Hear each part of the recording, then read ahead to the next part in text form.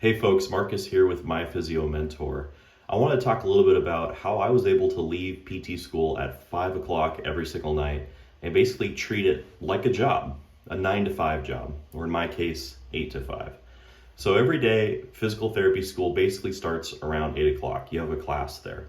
What I would do to make sure I left by 5 is start early. In the morning, I would get up, study on the bus on my way to PT school, eat on the bus, do everything while I'm actually in motion so that I optimize the time I have on the way to school. Sometimes I would watch pre-lecture videos, listen to recordings or other type of podcasts on different topics that we were going over in school to kind of get my mind in the mode for the day. I would also create a daily schedule or daily to-do list on the bus. Now I had about a 30-minute bus ride, so this was plenty of time to spend a few minutes and jot down 3 or 4 things I wanted to accomplish during the day. I already had my calendar organized in my phone, and if I had any exams or anything like that, of course, I carved out time to study. But what I would do between classes is go and do that hardcore studying. Even if I only had 10 or 15 minutes, I would sit down with the flashcards, read a part of a book, go to office hours, use that time strategically. Now, a lot of my classmates use this time to go to the gym or go do other things, which was totally fine.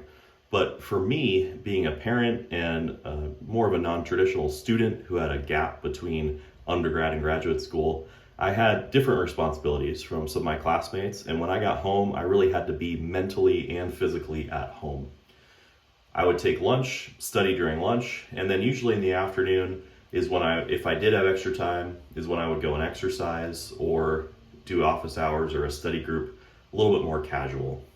But no matter what, I would always catch the 5 o'clock bus home, because at that point I spent so much mental energy from the day on being efficient and focusing that I really didn't have anything of value to offer myself to study or get better at any academic material at that point.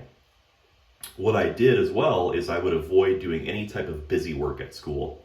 Anything that I could immediately put down and go cook dinner or play with my kids or talk to my wife, I would do at home because I could immediately put it down.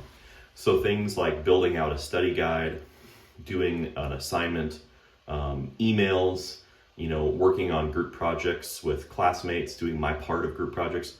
I would just take that home with me, and once my kids were in bed, spend about a half an hour, a few nights a week, and then finally relax an hour or so before bed, and then rinse and repeat the next day. It's really important to follow your energy as a PT student because it goes up and down throughout the entire program, and the demands go up and down as well. So if you try to rush, do everything all day and then stay up all night to get it done so that you can have a free weekend, you may not actually be able to enjoy that weekend.